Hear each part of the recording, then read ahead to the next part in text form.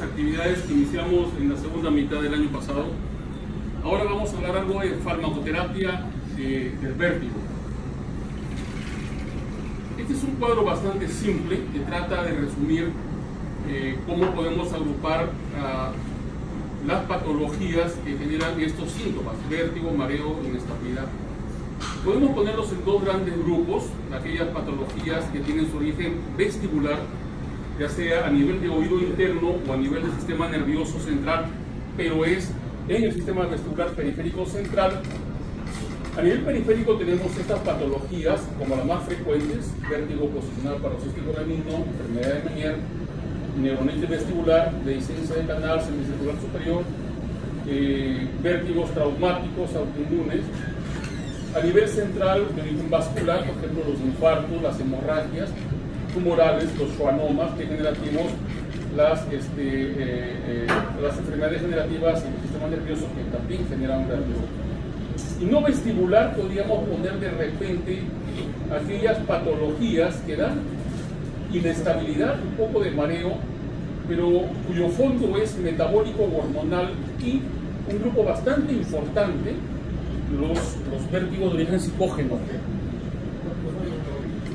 Ahora, para hablar de tratamiento, primero tenemos que entender un poco o recordar algo sobre neurotransmisores en el sistema, en la vía vestibular. Acá tienen representados el oído interno, células ciliadas, y la primera neurona del octavo par craneal de la rama vestibular. Acá los núcleos vestibulares y las vías de conexión central. Acá el flóculos del cerebelo.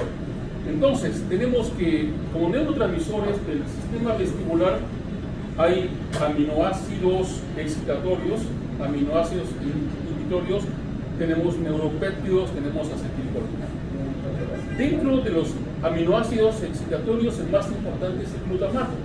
Entonces, el glutamato tiene receptores AMPA y receptores NMDA a nivel de la primera porción del nervio vestibular. Entonces, al haber una estimulación en el oído interno, las células ciliadas liberan glutamato a este nivel y se produce la excitación del nervio vestibular. Este nervio vestibular lleva el impulso hacia los núcleos vestibulares: núcleo vestibular lateral, núcleo vestibular medial. Neuronas tipo 1 y tenemos neuronas tipo 2. Entonces, acá también actúa el glutamato y no se sabe si acetilcolina también tiene un efecto excitador. Se han encontrado algunos receptores, fundamentalmente muscarínicos, a nivel de núcleos vestibulares laterales. Este impulso que viene desde el oído interno hacia los núcleos vestibulares finalmente es regulado de dos formas: generando un freno de las neuronas tipo 2 del núcleo vestibular medial sobre las neuronas tipo 1 a través de un aminoácido inhibidor, que es el GABA. Entonces hay receptores GABA acá también en el núcleo vestibular. En flóculos, a través de las fibras de Purkinje, ejercen un efecto inhibidor también GABAérgico sobre los núcleos vestibulares. Y existe, además, esta es una vía vestibular aferente, existe una vía vestibular eferente, con neuronas que se encuentran, cuyos núcleos se encuentran en la formación reticular del tronco encefálico muy próximos, ventrales a los núcleos vestibulares, y tienen un efecto modulador, inhiben la respuesta, generan un freno en el estímulo excitatorio, pero el sistema nervioso central manda un impulso inhibidor a través de la acetilcolina sobre estas células ciliadas. Entonces, hay que recordar que tenemos receptores para glutamato, receptores nicotínicos, muscarínicos para acetilcolina, tenemos receptores GABAérgicos. Existe también, recordemos, una vía histaminérgica a nivel central, cuyos núcleos se encuentran en el núcleo tuberomambilar del hipotálamo posterior. Y de acá hay neuronas que se reparten por todo el sistema nervioso central. Este es otro tipo también de vía, otro tipo de neurotransmisores. Vamos a hablar de varias cosas. Primero, vamos a hablar de cinetosis de mareo. Este es un esquema que trata de explicar cómo es que se produce la cinetosis. La cinetosis sabemos que se produce por movimiento. Por ejemplo, me subo a un auto, me mareo por el movimiento del auto, eso es cinetosis. Me subo a un bote, lo mismo. O me subo a una montaña rusa y me mareo por el movimiento. Entonces, ese movimiento estimula receptores vesticulares, pero también estimula receptores visuales y somatosensoriales. Este movimiento que va a llevar estimulación a estos tres tipos de receptores, finalmente van a ser integrados. La información se integra a nivel sensorial en los núcleos vesticulares. Y de los núcleos vesticulares pasan hacia un comparador a nivel central. ¿Por qué un comparador? El comparador lo que hace es hacer un match entre la información que está llegando con la información que ya tenemos almacenada a nivel neural. Nosotros ya sabemos, por experiencias previas, que los movimientos van a generar cierto tipo de estímulos que van a ser incorporados a nivel del sistema nervioso central. Entonces, ese esquema que ya tenemos almacenado va a comparar con la información nueva que está llegando. Si esta información no encaja con el almacenador, entonces va a generarse un conflicto de señal. Por ejemplo, un ejemplo clásico de conflicto de señal es estar sentado en un auto, en el semáforo rojo, y de repente el auto del costado empieza a moverse. Cuando se empieza a mover, nosotros automáticamente ponemos al freno. ¿Por qué? Porque esa información visual de movimiento no está de acuerdo a la información que estoy teniendo en ese momento somatosensorial, de estar sentado y vestibular. Eso genera un conflicto de señal. Entonces, los estímulos que generan cinetosis generan un conflicto de señal. Este conflicto de señal va por la vía estaminérgica hacia el centro médico, que finalmente va a generar vómito. Pero también, si este estímulo se repite de manera consecutiva, va a generar habituación. Y este almacenador se va finalmente a habituar. Un ejemplo, supongamos que nosotros estamos en superficie firme, estable. Supongamos que subimos a un bote. Entonces, al inicio este movimiento va a dar información vestibular, visual y somatosensorial que no encaja entre las tres. Entonces, el comparador va a hacer un match con la información que tenemos almacenada. Estamos acostumbrados a estar en una superficie firme. Entonces, el movimiento del bote va a generar un conflicto de señal que nos va a llevar a vomitar. La gente vomita, palidece y tiene sudoración estando en un bote. Eso va a ser el primer día. Pero si esta persona la mantenemos en este bote durante 2 semanas, a la semana, esta información, este conflicto de señal va a hacer que este almacenador de información cambie y se habitúe. Y a la semana la gente ya no tiene mareo. Es lo que sucede usualmente en los marinos. Los primeros días se marea y después ya no. Y después, cuando se cambió la información del almacenador neural, la persona baja en tierra y viene el mareo de tierra. Se marea porque tiene almacenado otro tipo de información. Entonces, en la cinetosis, el conflicto de señal va a generar náuseas y vómitos, pero también con un estímulo repetitivo va a generar habituación. Por otro lado, a través del sistema GABAérgico va a liberar noradrenalina, que va a hacer que disminuya la magnitud de esta señal sensorial y que finalmente va a llegar a habituación. Este es un experimento interesante de Takeda, un japonés, que vio cómo es que se producía los mecanismos de habituación en los casos de cinetosis. No estamos hablando todavía de vértigo, estamos hablando solamente de cinetosis. ¿Qué hizo él? A un grupo de ratas las sometió a una doble rotación, doble eje. Y estas ratas no manifiestan su mareo con vómito, sino con pica. nosotros sabemos que pica es la alimentación de sustancias no nutritivas. Entonces, ellos comen, cuando están mareados, una sustancia llamada taurina. Entonces, durante 10 días sometieron a estas ratas a este estímulo rotatorio, una vez por día. Y acá están los 10 días. Y acá en este eje está la ingesta de este taurino. Entonces, normalmente, aproximadamente en el día 7 u 8, la ingesta de caolín comienza a disminuir. ¿Qué significa? Que el estímulo repetitivo se va a habituar. Y compararon diferentes tipos de mecanismos. Por ejemplo, drogas clase A que bloquean el conflicto, la entrada del conflicto de señal. Si les administraba esa droga en ese momento, entonces disminuía la ingesta de caolín, o sea, disminuía el mareo, pero una vez retirado nuevamente retomaba el mareo, y si seguían sometiéndose, la habituación se conseguía días después. Aquí están las anfetaminas.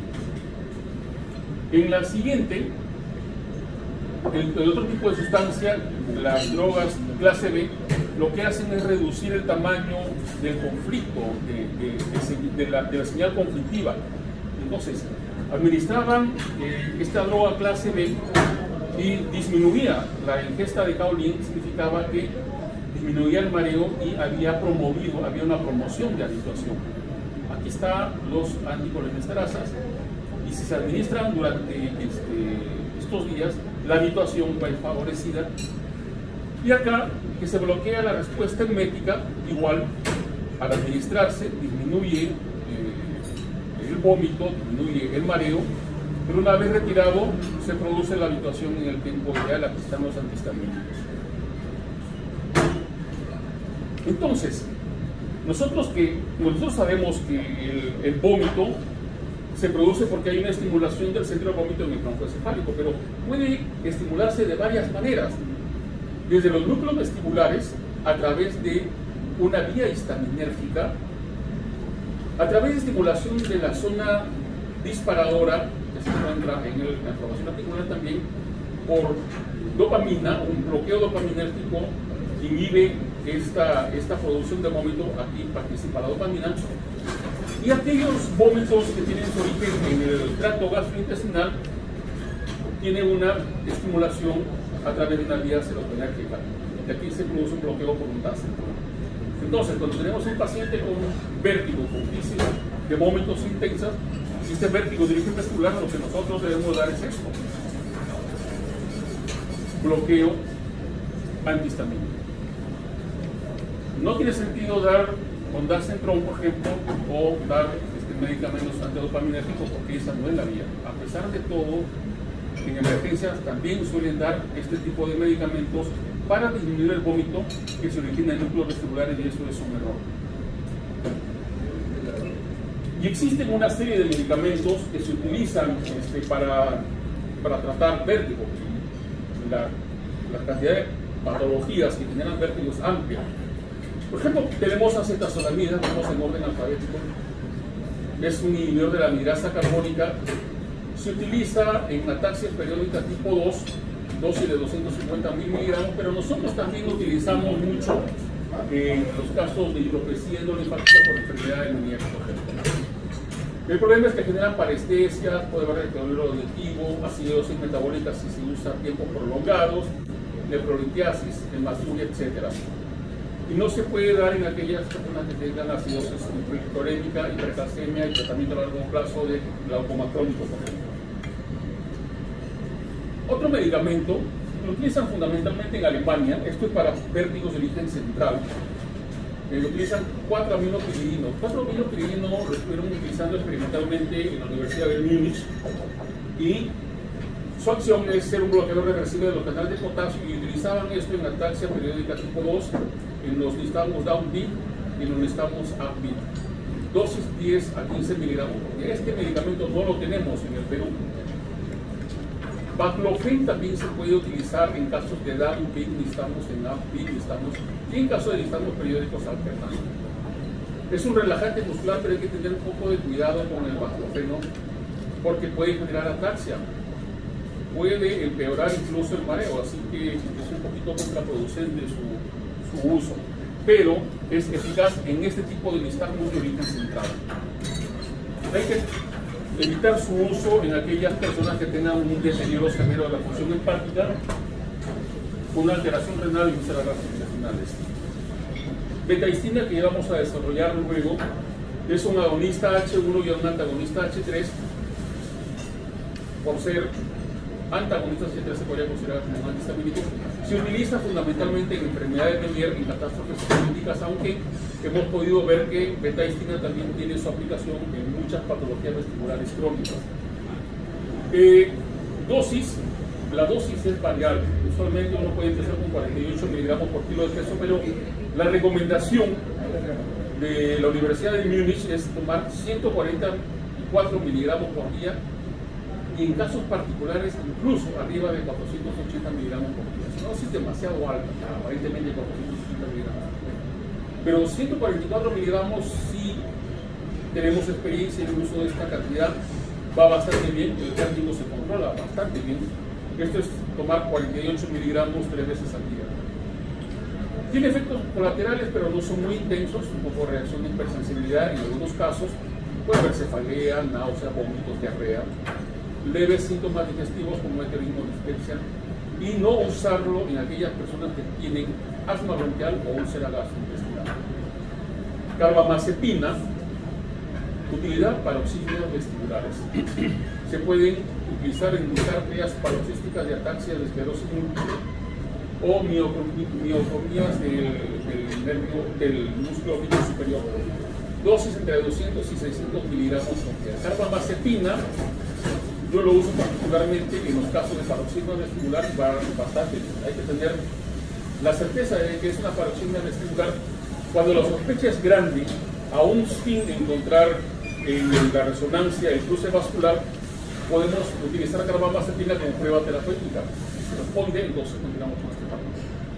Clonazepam es una benzodiazepina que la podemos utilizar en tiempos cortos para aquellos episodios agudos, tal vez, de difícil vestibular. Dexametasona utilizamos en enfermedades de Meniere, pero para inyectar intratimpánicamente. Puede ser semanal, puede ser cada 2-3 días, dependiendo de la experiencia de cada médico. Lo bueno de la dexametasona intratimpánica es que no tiene efecto sistémico, pero puede generar inmunosupresión o diabetes, pero es raro porque fundamentalmente va a tímpano, a oído medio. Un poco puede pasar hacia el aparato gastrointestinal, pero en general es bastante seguro.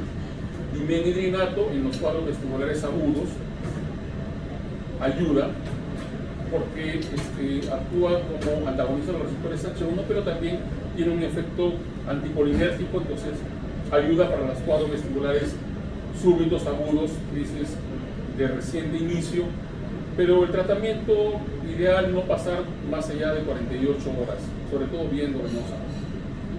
Gabapentina, el mecanismo de acción es desconocido, se utiliza como un medicamento antiepiléptico, también utilizado para formas centrales de vértigo. Con Downbeat necesitamos pendular adquirido y otras formas de nistagmus como lo estamos congénito. Dosis de 600 a 1200 miligramos por día. Gentamicina podemos utilizarlo en enfermedad de Meniere también en forma de instilación intratimpánica para aquellos casos que no responden a nada. Aún a los que no responden con corticoides intratimpánicos hay que aplicar gentamicina dentro del tímpano.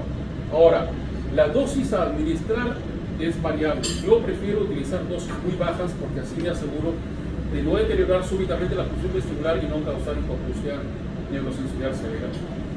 Metilprednisolona también como una alternativa a la dexametasona en los cuadros vestibulares agudos, puede administrarse 100 miligramos por día.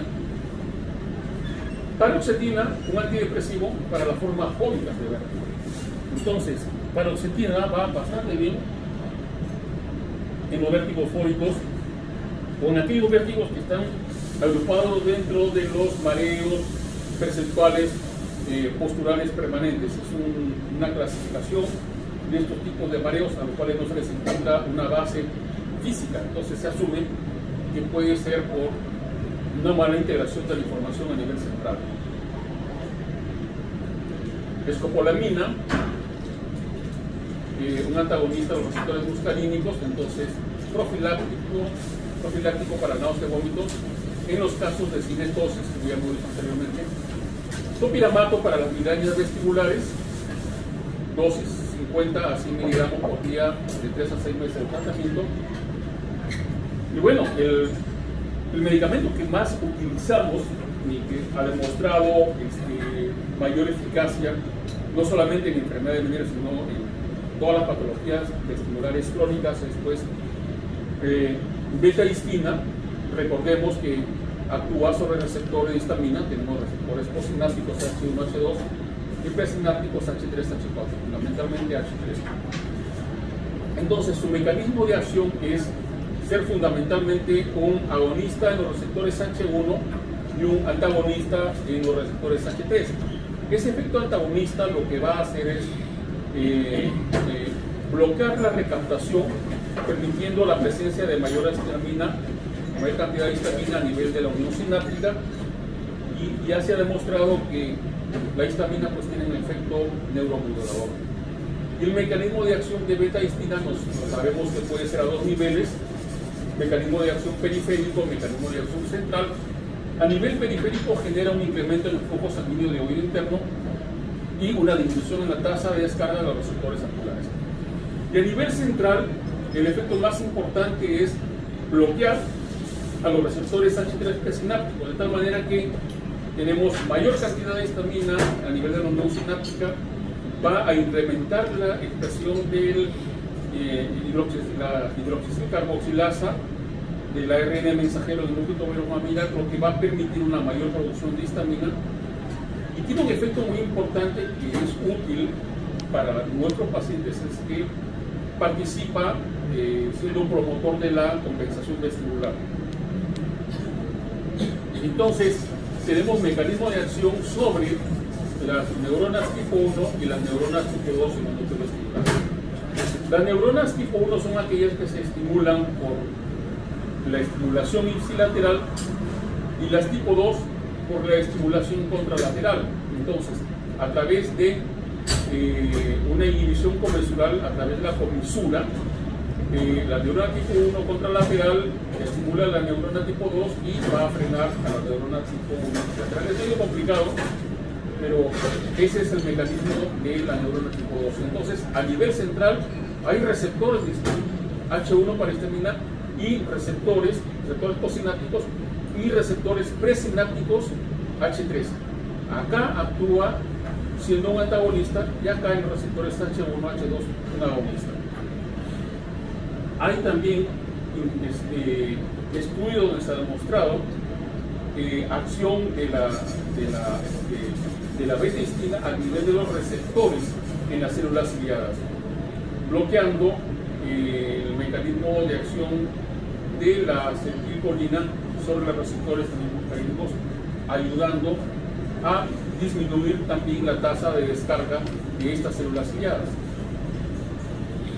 Hay estudios experimentales donde han demostrado que la administración en dosis altas de beta-histina mejora el flujo sanguíneo coclear. Entonces, sabemos pues que la enfermedad de Meniere es un problema de oído interno específicamente, donde hay retención del líquido endolinfático, y al aumentar el flujo sanguíneo coclear, en general de oído interno del laberinto membranoso, permitimos pues un mejor flujo de la endolinfa hacia la sangre, disminuyendo la hidropresión. Ese es uno de los mecanismos de acción. Este cuadro siempre lo traigo porque es bastante explicativo con respecto a por qué usar beta-histina durante tiempo prolongado y dosis altas. Acá tenemos, por ejemplo, administración de beta-histina en dosis bajas por corto periodo de tiempo, beta-histina en dosis bajas por largo periodo de tiempo, altas dosis de beta-histina con corto periodo de tiempo y altas dosis con largo tiempo de administración. Y acá tenemos el cambio en el porcentaje de la expresión de la hidroxicarboxilasa ARN mensajero. Entonces, la expresión de este ARN mensajero va a manifestar una mayor síntesis de histamina. Y en este eje vemos los cambios en porcentaje a nivel del núcleo tuberomamilar. Por ejemplo, 2 miligramos durante una semana no genera muchos cambios porque el nivel basal de descarga de histamina permanece igual. Lo mismo que dosis bajas en 3 semanas. Si aumentamos un poco más la dosis durante un periodo mayor de tiempo, tampoco genera mucho cambio. Con dosis bajas y tiempo corto no generamos un efecto significativo. Pero si nosotros aumentamos el tiempo, aún con dosis bajas, el porcentaje de la expresión de este ARN mensajero aumenta hasta un 200%. Lo mismo sucedería con dosis altas por corto tiempo. Pero la mejor respuesta se da cuando damos dosis altas por largos periodos de tiempo, donde el aumento de la expresión del ARN mensajero llega a ser el 400%. Esta es la razón por la cual la eficacia de beta-histina es mejor cuando lo utilizamos con dosis altas y por periodos de tiempo bastante prolongados. Aquí se muestra también cómo se produce la compensación en unos gatos en los cuales se desaferentó un laberinto. La compensación sin medicación se produce de manera bastante tardía, pasado un mes, por ejemplo. Sin embargo, cuando se administra beta-histina en dosis de 50 o de 100 miligramos por kilogramo de peso, que son dosis bastante altas a nivel experimental, la compensación se consigue en los 10 primeros días de sucedida la desaferentación. Esto pues aboga esa idea.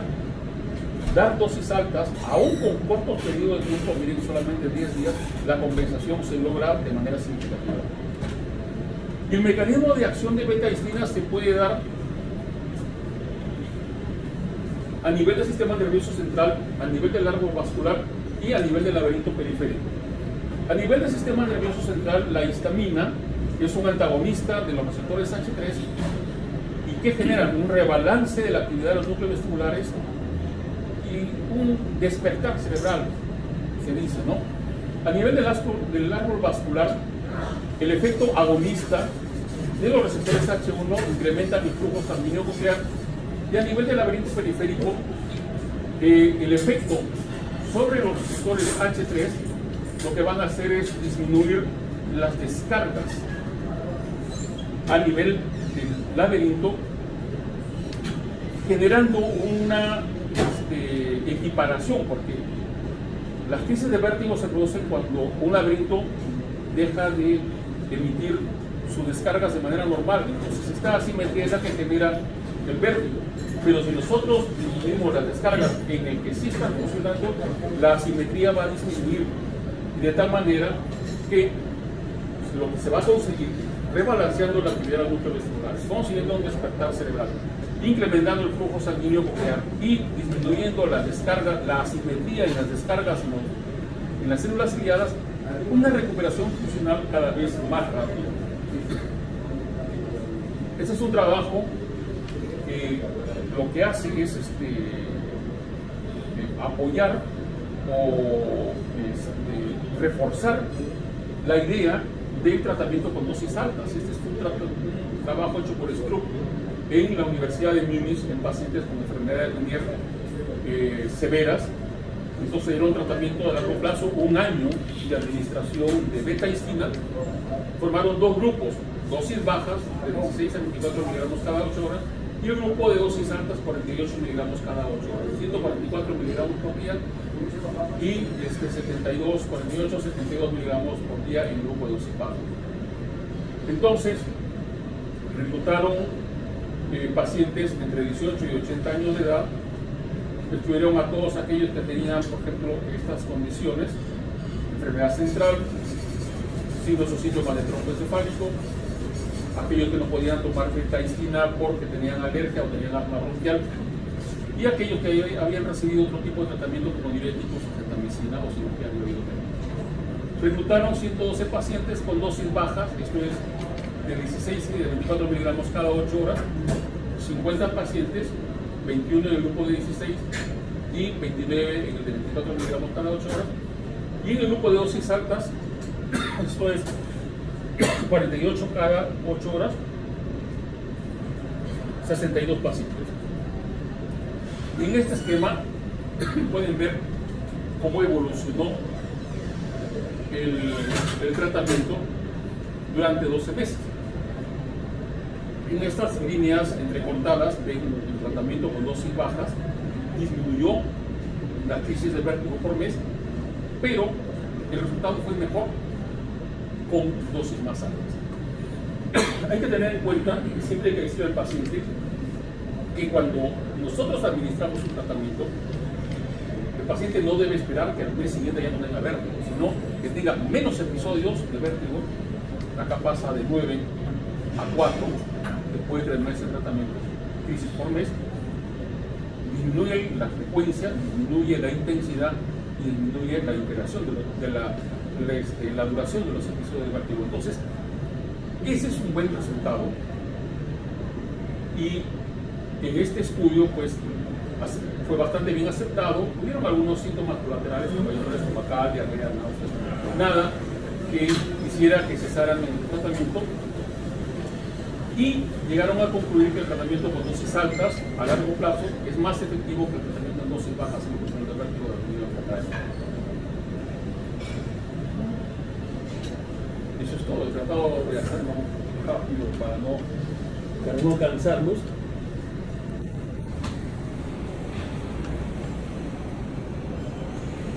No sé si ¿tienen alguna duda con respecto a lo que se ha hablado? Escuchamos que habló sobre la gabapentina. Sí. La pregabalina podría ser útil porque gabapentina y pregabalina son de la misma. Sí, claro. Pero esto se utiliza para patologías de origen central, fundamentalmente. Para downbeat nistagmus regulares adquiridos, nistagmus congénitos. Funciona en este tipo de nistagmus de origen central. Ahora,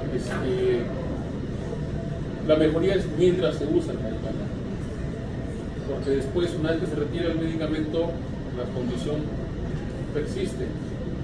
Por ejemplo,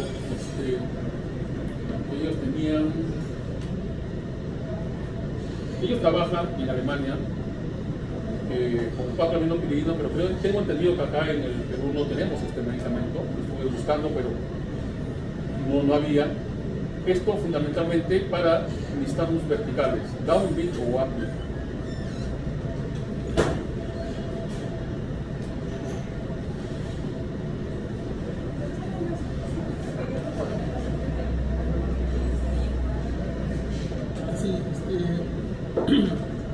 Una cosa, conociendo ya las estos, ¿qué sugiere usted en las crisis? Cuando nos llaman a emergencia y lo tenemos al paciente hecho crisis, ¿no? ¿Una crisis vestibular aguda? Una crisis, sí. De un paciente que no conoces, nuevo. Que nos convocan en emergencia y lo que encontramos es un paciente en una crisis de vértigo, ¿no? O sea, básicamente, ¿qué es la medicación? Y el internista dice, cálmalo, ¿no? Indícamelo, cálmalo. Primero, central o periférico. Ese es el punto básico. Lo llaman a una emergencia por una crisis vestibular aguda, periférico central. Si es periférico, hay que sedarlo. Una crisis vestibular aguda intensa, hay que sedarlo. Entonces hay que ponerle, puede ser diazepam, puede ser un meniclinato. Las primeras 24 a 48 horas. Hidratarlo. Y ya después, sí le puedes dar beta-histina por más tiempo o lo puedes someter inmediatamente a rehabilitación intestinal. ¿Usa corticoides en ese momento? Se puede usar corticoides, claro que sí. Se puede utilizar corticoides. O sea, he visto que se suele usar endovenoso el diphidrato con el diazepam, ¿no? Sí. Los dos juntos, bueno. Una benzodiazepina, puede utilizarse dimigranato, que es un antihistamínico, y también funciona pues como un anticolinérgico en algún momento. Hidratarlo, pues con el corticoide, si asumes que es una neuronitis vestibular, corticoide en dosis alta. el equivalente, por ejemplo, a 1 miligramo de kilo de prednisona, ¿no? Claro, el problema es prednisona en vía oral, pero el paciente lo tengo... No, pues, pero el equivalente, entonces, De cambiar Indexa. al medrol o al o hidrocortisona, ¿no? Se puede hacer, pero cambias y le pones otro. Esa es la crisis vestibular aguda. Y al día siguiente, tratar de que se pare el paciente, ¿no? O empezar con ejercicio de estabilización de la mirada, porque sigue con esta problema. Entonces, esos medicamentos solamente por un periodo corto de tiempo, no más de 2 días.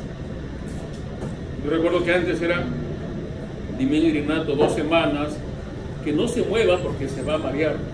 Por supuesto, no se mueve, no se marea, pero una vez que quiera moverse se va a marear. Y la compensación vestibular tarda mucho, entonces yo quiero que esa persona se levante pronto y que camine, ¿no? Tiene que recuperarse. Así que el tratamiento de crisis, 24 horas. 24 horas, máximo 48. Y después le 24 a 48. Y le retiro todo de golpe. No, poco, pero lo vas moviendo. Que se levante. Que camine alrededor de la cama. Necesariamente. Ahora, si es una crisis de vértigo por enfermedad de Meniere, es un paciente que ya conoces o que ya tiene un diagnóstico de Meniere, al día siguiente ya está bien. Las crisis de vértigo de Meniere no duran pues menos de 12 horas y el paciente queda como si no hubiera pasado absolutamente nada, generalmente. Ahora, si es un Meniere que tiene muchos años o que ya está dejando severas secuelas dentro del oído interno, sí podría quedarse un poquito mareado por algunos días, pero se recupera rápido. En cambio, el de neuronitis vestibular tarda varias semanas en poder recuperarse funcionalmente para poder trabajar, estudiar, etc. ¿Tenías una pregunta?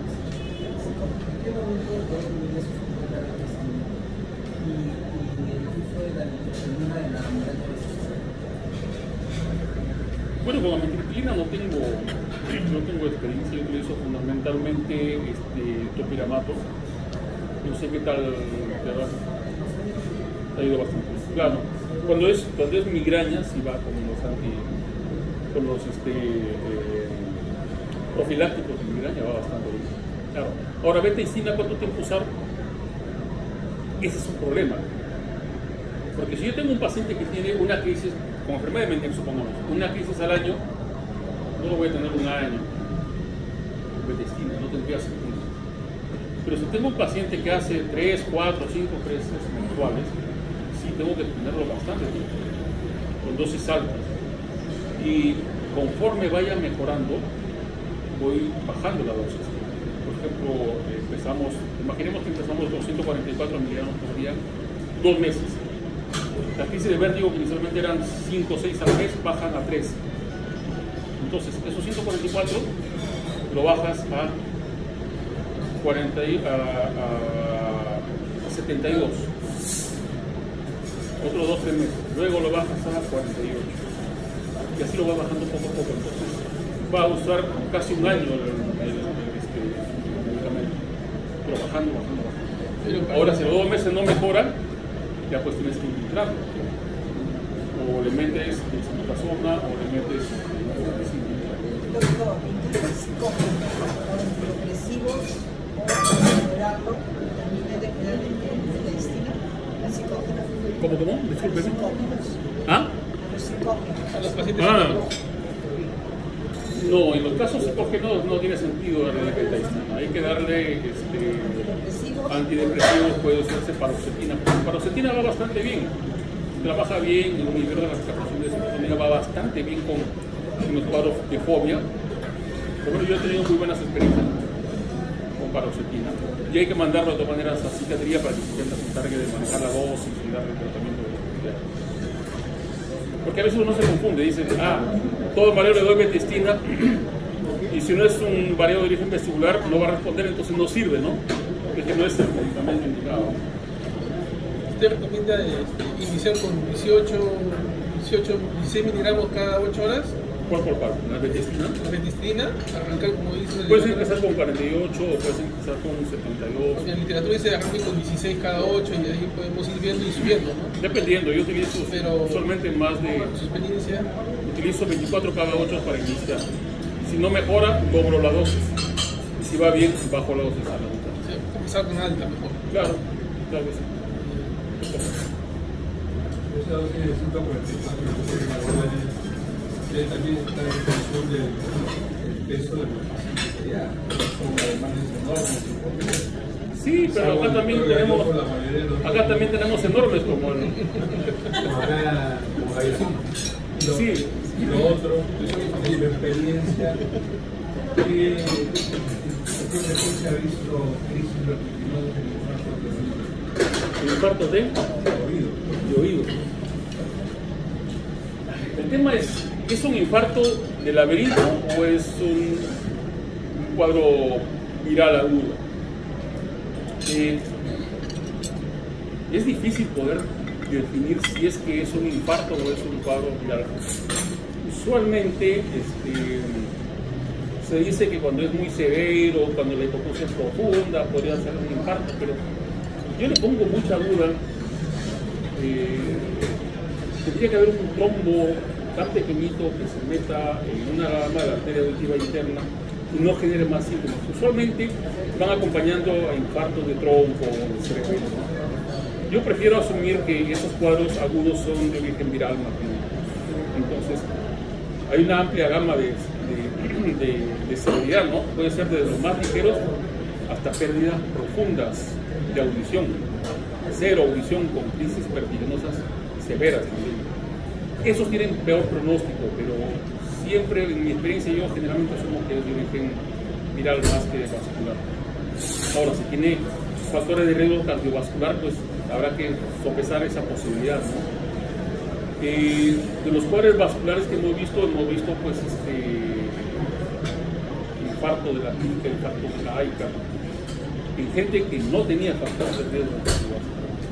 Hace poco vimos, por ejemplo, a esta paciente sí, una mujer de 32 años que hizo un cuadro vascular severo, un infarto del cerebelo importante, y ella tenía, creo, el foramen oval todavía persistente, así que aparentemente de ahí partió el trombo. El émbolo partió de ahí, se clavó pues, a través de la circulación posterior. Pero es difícil saber si eso es un infarto, por ejemplo, una hipoxia súbita, si es un infarto o es viral. Lo más probable es que sea viral. Doctor, ¿qué opina de los tratamientos combinados? O sea, utilizar, por ejemplo, el caso de betistina y con un diurético. Claro. ¿Acetosolamida o hidrocloroxida? Bueno, yo usualmente cuando encuentro a un paciente con vértigo, con miedo, que está con crisis vestibulares seguidas, tiene hipoacusia y tiene toda la triada, todos los 4 síntomas, yo arranco con betistina en dosis alta, con corticoide y con diurético. Pero el diurético no le doy más de un mes, el corticoide no le doy más de 15 días. En cambio la betistina sí puedo continuar por. Ahora, y en la evolución, si va controlando los episodios de vértigo, voy bajando la betistina, pero si en ese seguimiento veo que el paciente comienza a hacer oído tapado, el oral, entonces le doy un diurético. Tengo una paciente que cuando empieza a sentir el oral, se compra su diurético, se lo toma 2 o 3 días, se le descarta y lo digo. Ya solita aprendió a manejar su cuadro. Ya sabe que es así, porque ha visto en la experiencia que así va bastante bien. Ahora el corticoide tampoco le puede dar mucho tiempo. ¿Cuál utilizan vos? ¿Acetosolamida o hidrocloroxida? Yo prefiero acetosolamida, no por el efecto diurético, sino por el efecto de inhibidor de la anidrasa carbónica. Porque lo que yo quiero es reducir la presión endolinfática. Doy un inhibidor de anidrasa carbónica, por ese motivo. Pero lo doy corto tiempo, no lo doy 250 miligramos por día. Por día, un mes. Un mes. Y de ahí se lo voy dejando de acuerdo a la evolución. Si va haciendo oído tapado, le doy 4 o 5 días y después va soltando.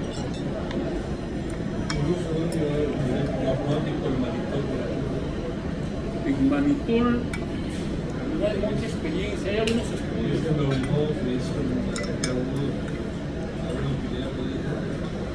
Sí, podría ser, pero en las crisis En la crisis va mejor una dosis de corticoide un poco alta y una benzodiazepina.